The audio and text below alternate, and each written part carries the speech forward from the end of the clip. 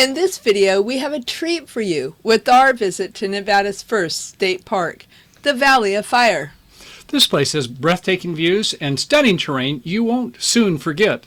So come along with us to see our top 8 reasons this phenomenal park needs to be on your bucket list of places to visit when you are in the Las Vegas area. Let's go!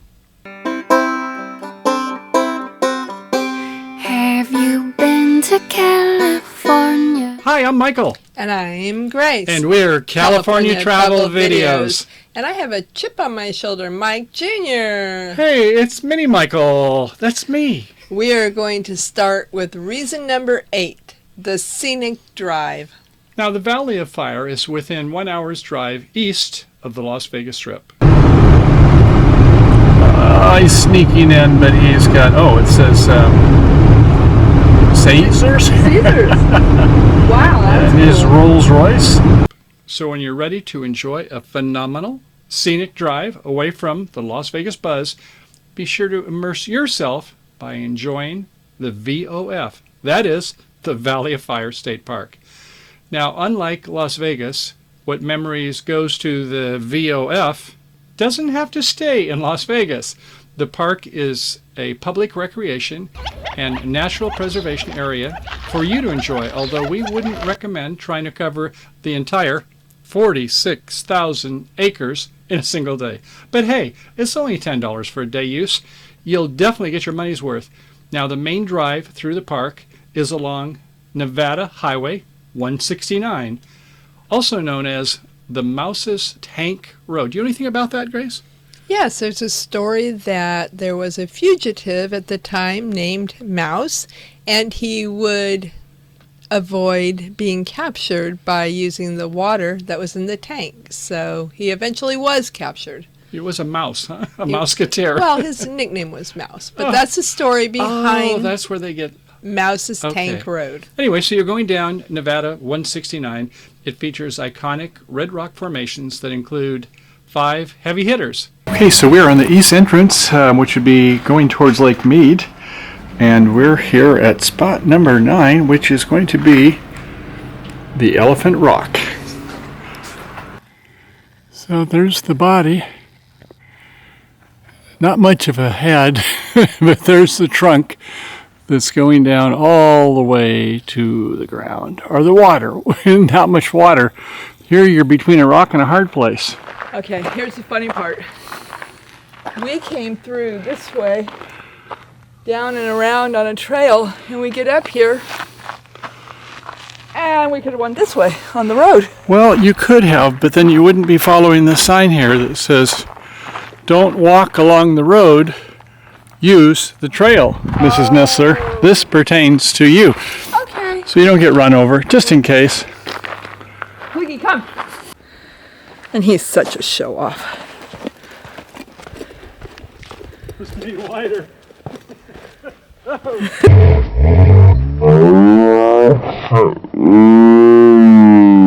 Action shot! The arch, and when you're at the arch, you can't park there. You got to keep the car moving. The Atlatl rocks, the beehives, and they do look like beehives. I guess you never know. Depends how you see things, right? Beauty is in the eye of the beholder, as we said. And the 7 sisters. 1, 2, 3, 4, 5, 6, 7, and then that little one's the baby, I guess. Which is a great place to also stop and take a picnic lunch. Oh, yeah. Okay. Time permitting, though, you would not want to miss the White Dome Road, a 6-mile drive to some of the more dramatic colors of the Aztec sandstone. And the Scenic Loop Road is a short 3-mile loop, that's 1 mile unpaved, that passes both campground and offers yet even more scenic beauty, including the Arch Rock. Grace is hoping that one of these is going to come open. Guess what? So am I. And that is amazing how that goes actually in between those rocks above that. You can see the airstream right there. Yeah, it goes actually beyond that and to the right. And on the other side of that rock formation, they're really nestled in tight on the other side. Next up, the Visitor Center. This is reason number 7 on our list, the Visitor Center. Conveniently located on the main road, the Visitor Center is open daily from 9 a.m. to 4 p.m. There is no extra charge to go inside. The Visitor Center offers exhibits on geology, ecology, gamblingology. What? Okay, well, we couldn't find any slot machines in the Visitor Center, but you will enjoy the rich history of the park. Depending on how much you want to take in, you can spend anywhere from 15 minutes to a couple of hours here. Personally, one of my favorite reasons for stopping is to see if we can find a sticker in the souvenir shop for our RV collection. Nice. Sweet. The Petroglyphs. Yes, it takes our number 6 spot. They can be seen throughout the park with the Mouse's Tank and at Lattle Rock, 2 areas in particular with a number of petroglyphs that are relatively easy to see, if not decipher. What do you think the locals were tweeting about 4,000 years ago when they transitioned from hunter-gatherer tribes to learn cultivation with the Azacaki cultures? Or fast forward 3,000 years between the 12th and the 18th century up to the days when the white man discovered Nevada. Uh-oh. Now, if this interests you, check out University of Nevada at Las Vegas, Professor Eric John Packel's thesis. Now, at the top level, he says that the locals wrote about their shamanistic activities. That is, those in the middle elevation are associated with primarily hunting activities and rituals. And those of us in the lowest elevation levels are associated primarily with everyday domestic activities. Kind of makes you think about how we compare today, doesn't it? Well, okay, back on track. The metal staircase has been installed on the side of the Lattle Rock to take visitors right up close and personal to the petroglyphs. Now, the archaeologists and historians believe that the art is the result of several native groups who traveled through the area thousands of years ago. Next up, the hiking. Our number 5 choice. If time permits, that would be hiking. We encourage you to get out of your vehicles and explore some of the trails on foot. But wait, there's more sun than shade, so unless it's winter, bring water and headgear to avoid overheating. Want some water?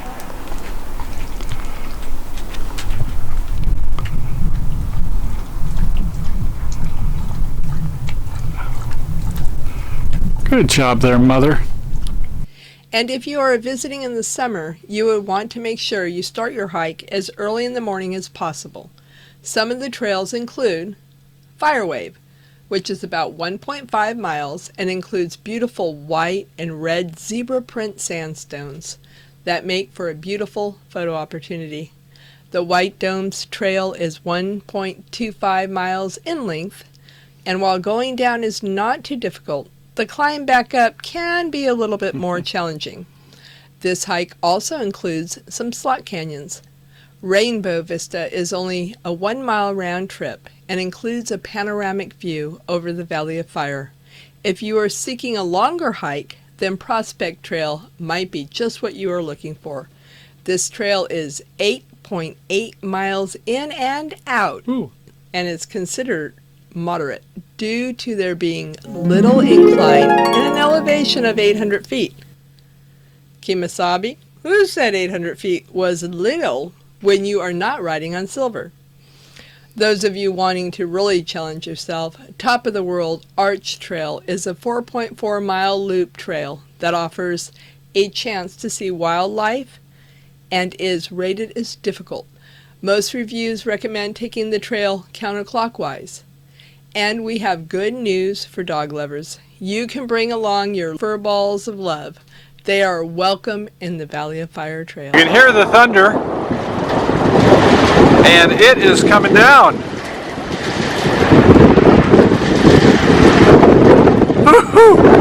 Oh man, I'm getting wet here. I'm supposed to be under this little awning. Oh man, it's coming sideways. This person's trying to get ready. Our next door neighbor is getting ready to go, but I don't know. This doesn't look like the ideal time for him to be getting ready. I think that'll put their fire out right away anyway. You can see the smoke coming off of it. Should we go outside and play? Yeah, if I had an umbrella, maybe, but that umbrella wouldn't last very long, would it? Wouldn't do very well if lightning hits. Oh, that water will come right in, babe. Yep. It's getting a little bit of it here. Oh my gosh, it's coming in. We're on the right trail. If there's a bridge here, that's a good sign. And it looks like they mean to take care of it, so maybe there's going to be something here to see after all. We'll see. Isn't that amazing? Here we are in the middle of the desert, and there's this huge... Whoa! What the hell? Look at that. Oh my God! Well, we got a little bit of a hazard right here. Watch Clicky. We will. But I'm going to walk on this a little bit more carefully now. Kaliki, watch yourself there. Oh, he goes right over it. Damn. So as I was saying, yeah, quite a dried out riverbed gorge here. So when it comes off those rocks, I guess this is where it accumulates. This is their Amazon here. When it rains like we had the other day, it comes torrential, kind of like a monsoon. Number 4, stargazing. Nevada is well known to have some of the darkest skies, and this is the reason, our number 4, to see the sky illuminated with millions of stars sparkling above the red rocks. With giant rock formations that shield the light pollution from Las Vegas and clear skies, it makes a stargazing ideal. Now, whether you are a professional astronomer or an amateur stargazer, perhaps you will want to bring along all your camera gear, or maybe a telescope, binoculars, or just gaze with the naked eye, as it is a sight to behold. Now, the stars appear to be reachable just over the horizon of red rocks, where you're standing below, that makes a phenomenal foreground framing. And if you want to go all in, take some shots with the campfire, not too close, in the foreground to inspire your loved ones on social media or when you return home. Number 3, the bike riding. Ah! We give bike riding the number 3 spot, higher for us, but then we love to enjoy the great outdoors on our bikes. Depending on what time of year you visit, bike riding can be a relatively easy way to see the sights within the park. One of our favorite spots to ride was along the Scenic Loop Road. We only found light traffic during the time we visited in mid-February, and we took several breaks so we would have plenty of time to soak in our surroundings. Bikes can be parked and hidden behind the terrain, easily allowing us to wander further off the road to explore the many crevices, nooks, and crannies within the red rock formations. Generally, bikes are allowed on the paved roads and the wider trails. A day tripper. A day tripper. A one-way ticket man.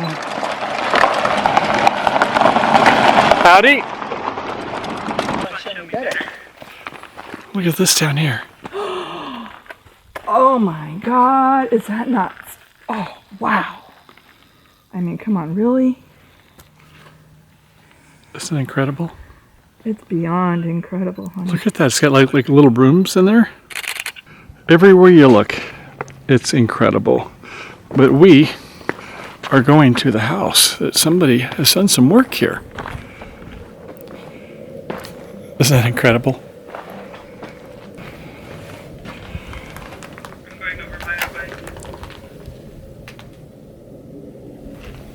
No matter where you look, there's a lot to see. Observing nature.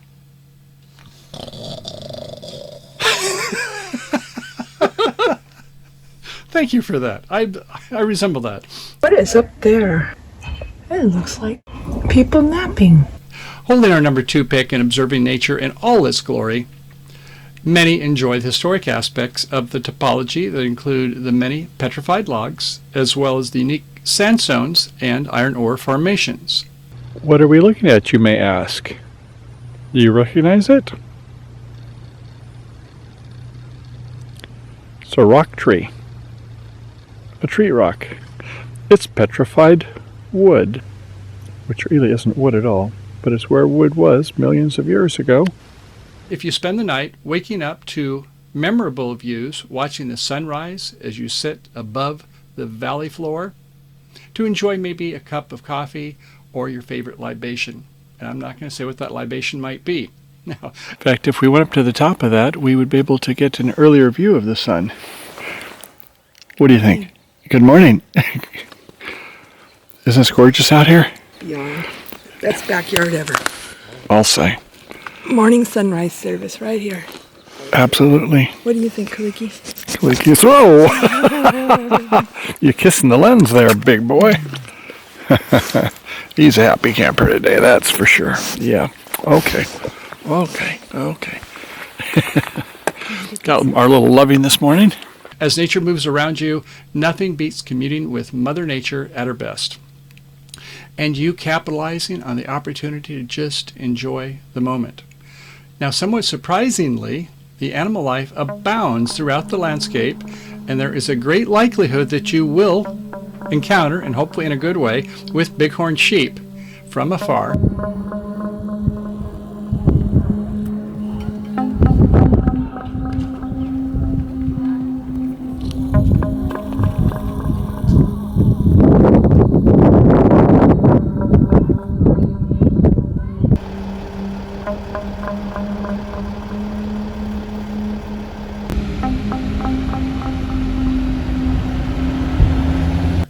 Or white-tailed antelope, those little bitty antelope squirrels. And it is possibly that you may even come across a desert tortoise or a ring-tailed cat. Now that said, be aware that your surroundings could present some exciting possibilities, such as a rattlesnake basking on the red rocks. We didn't see any though, but tranquility in all parts of the park make observing nature and relaxing vacation a perfect retreat for people of all ages.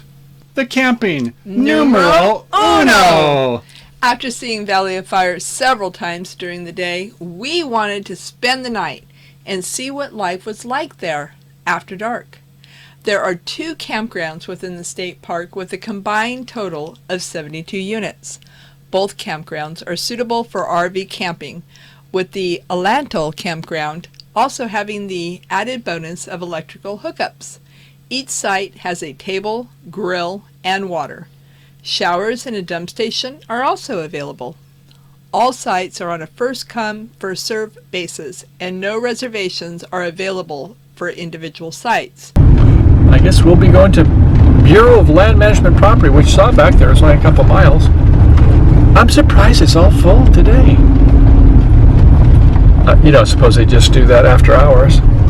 In fact, I do recall reading about some people going and getting to spots. I don't know. Should we try? I feel we could, but I'm going to be happy with BLM. And if at first you don't succeed, go to BLM land. Yes, Bureau of Land Management is going to work for us. I think we're just outside of the park, and I see other vehicles here, so Grace says, come on down. Are you happy, camper? I think so. So that's it. We'll be heading back out to the paved road, and then we'll be going south, I think that is, up over that mountain. Meanwhile, for Bureau of Land Management Property, ostensibly that's where we are, since there's a lot of other vehicles. It's kind of nice out here, I gotta say. It looks like the last of the sun. It kind of reminds me of those pictures we'd like to get someday up in Alaska, where you get the northern lights. Exactly. But we got some definite pastel colors there.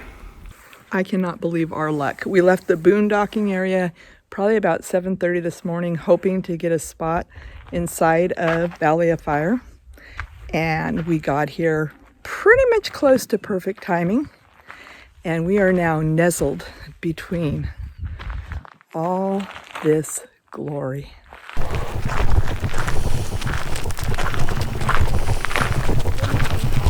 Is that a great campsite? Nestled in the rocks, as long as the rock doesn't come down the wrong way.